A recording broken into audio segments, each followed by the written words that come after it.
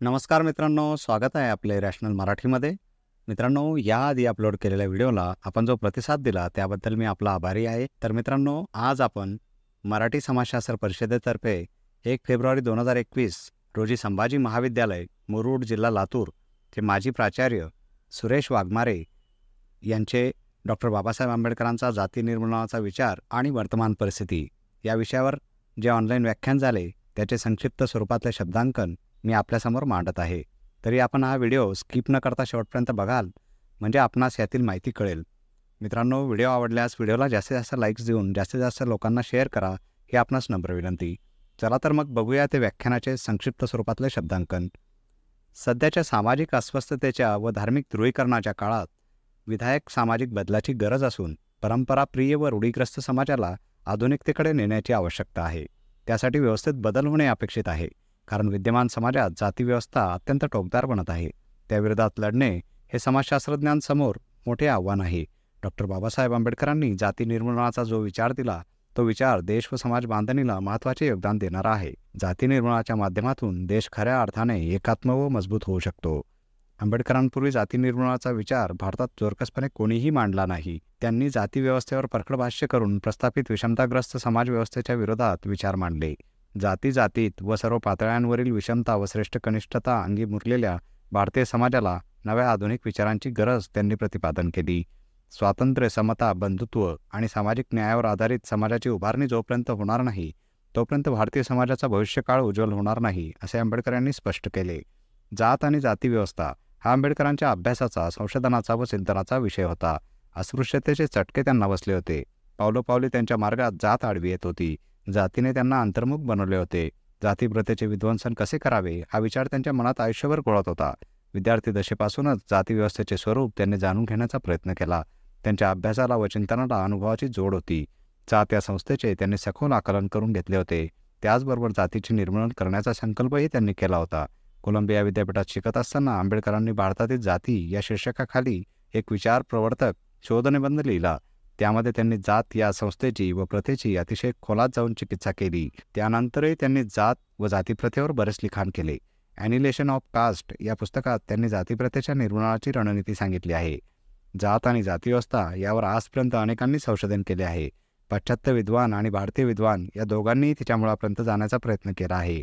याबाबत नेस्फिल्ड आणि sir H Risley या 2 पाश्चात्य विद्वानांचा आंबेडकर विशेषत्वाने उल्लेख करतात. डॉक्टर श्रीधर व्यंकटेश केतकर यांचेही नाव जातीव्यवस्थेच्या चिंतनासंदर्भात घेतले जाते. आंबेडकरांनी या विद्वानांची मते ग्राह्य मानलेली आहेत. जात निर्मितीमध्ये विवाह हा महत्त्वाचा घटक आहे.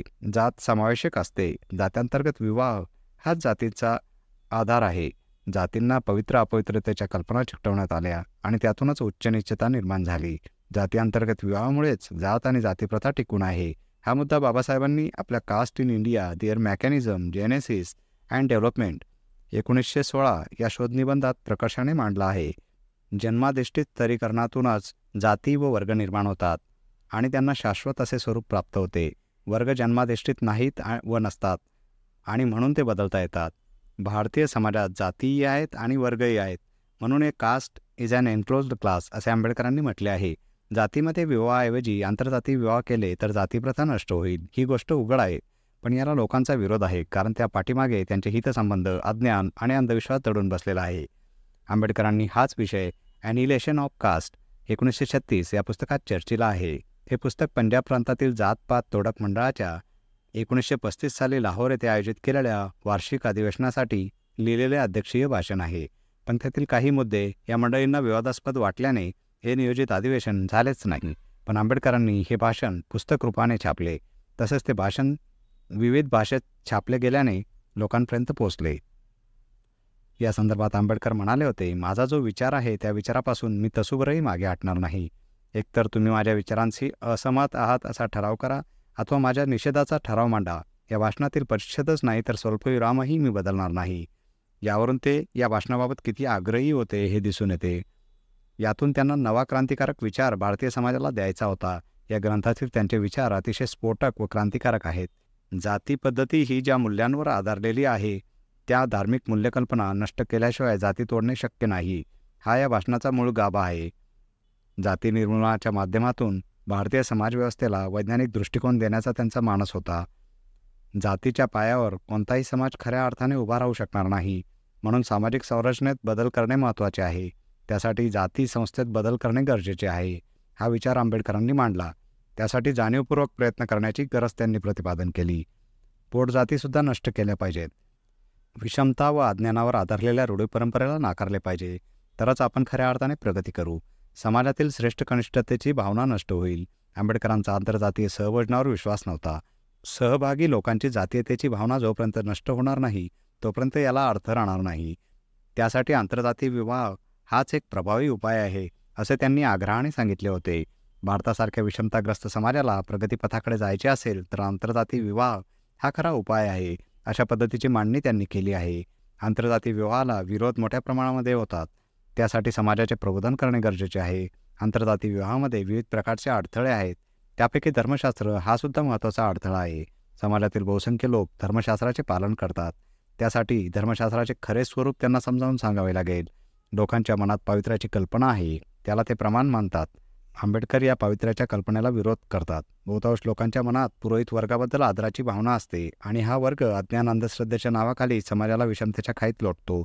विषमतेवर आधारलेले धर्मशास्त्र आपल्याला नाकारावे लागेल.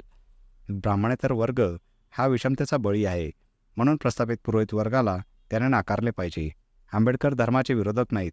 धर्म हा मानवी जीवनाला आकार देतो. तो माणसाला जगण्यासाठी आवश्यक आहे. माणसात भेदाभेद निर्माण करणारा धर्म नको, तो समानतेवर आधारलेला असावा, असे आंबेडकरांचे मत होते. आंबेडकरांना जातीव्यवस्थेमध्ये बदल होईल ही अपेक्षा होती, कारण कोणतीच गोष्ट अपरिवर्तनीय नाही. परिवर्तन होऊ शकते. परंपरेला चिकटून राहणे हा आपल्या प्रगतीतला अडथळा आहे. म्हणून मानवताविरोधी परंपरा नाकारल्या तरच नवनिर्मिती होईल, हा जॉन डेवीचा विचार आंबेडकर पुढे नेतात. सामाजिक समता, न्याय, बंधुता यावरच खऱ्या अर्थाने राष्ट्राची उभारणी होईल.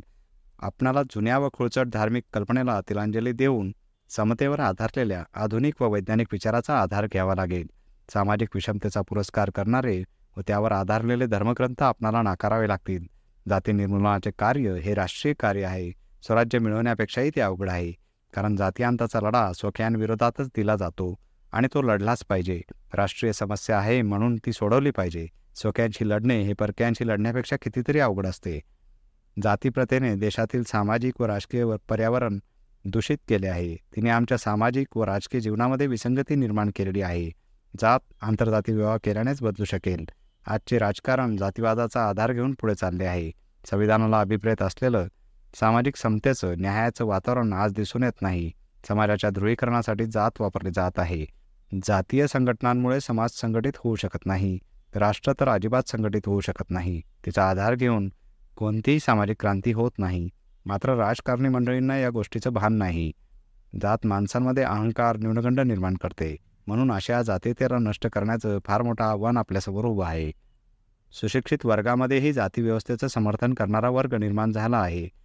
सार्वजनिक व्यवहारांमध्ये दिसत नसली तरी अदृश्य स्वरूपात जातीव्यवस्था दिसून येते. आजही जातनिहाय वस्त्या शहरी भागातील उपनगरं दिसून येतात. जातीव्यवस्था सामाजिक व आर्थिक न्याय देण्याच्या मार्गात अडथळा निर्माण करते. जातविहीन व वर्गविहीन समाज निर्माण करण्यासाठी सर्वांनी प्रयत्न करण्याची गरज आहे. जातीविरुद्ध सर्वांनी एकत्र आलं पाहिजे. बंधुत्वाशिवाय असलेली समता आणि स्वातंत्र्य म्हणजे रंगाच्या वरवरच्या थरांसारखा केवळ बाह्य देखावा असेल. आपल्याला जर राष्ट्र व्हायचं असेल वा एकसंघ भारताचं स्वप्न साकार करायचं असेल तर जात निर्मूलनाची गरज आहे.